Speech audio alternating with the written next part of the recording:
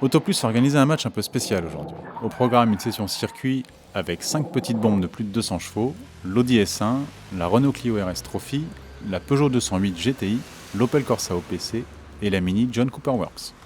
Outre notre batterie de test habituelle, nous avons pu compter sur le précieux coup de main et le coup de volant du pilote Julien Piguet. C'est lui qui aura la lourde tâche d'enchaîner les tours chrono sur notre base de Montlhéry et de pousser ses petites agitées au maximum. Le vénard. Première à ouvrir le bal, la Renault Clio RS, ici dans sa toute nouvelle livrée Trophy. Le 1,6 litre turbo passe de 200 à 220 chevaux, et la boîte de vitesse automatique EDC à double embrayage et à 6 rapports est désormais plus rapide de 30%.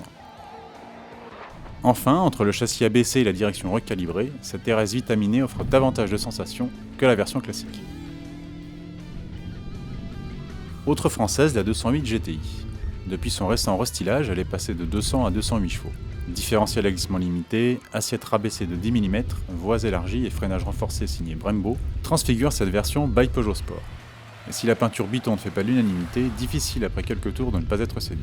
D'ailleurs, malgré son petit déficit de puissance comparé à ses rivales, la Peugeot aligne les tours chrono très rapides, dégage de son exceptionnelle efficacité. Même l'Audi S1 doit sortir le grand jeu pour garder l'avantage.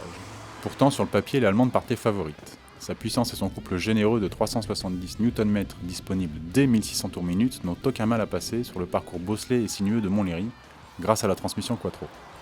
Les relances sont franches et la motricité n'est jamais prise en défaut, même avec le SP déconnecté.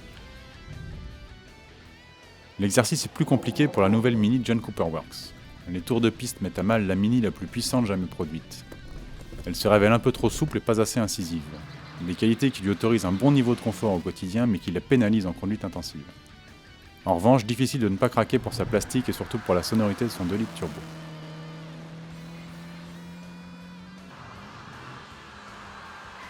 Dernière à prendre la piste, la Corsa OPC, la moins puissante du lot avec son 1,6 litre turbo de 207 chevaux seulement.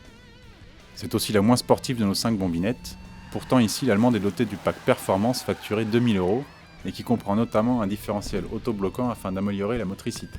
Malgré cela, elle n'est pas assez rigoureuse et surtout, la bonne volonté de sa mécanique est bridée par une boîte mal étagée.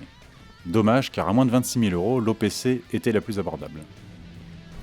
Au final, parmi ce plateau relevé, nos coups de cœur vont à l'Audi S1, impériale en toutes circonstances, mais aussi à la Peugeot 208 GTI, digne héritière de la mythique 205 dans cette version by Peugeot Sport.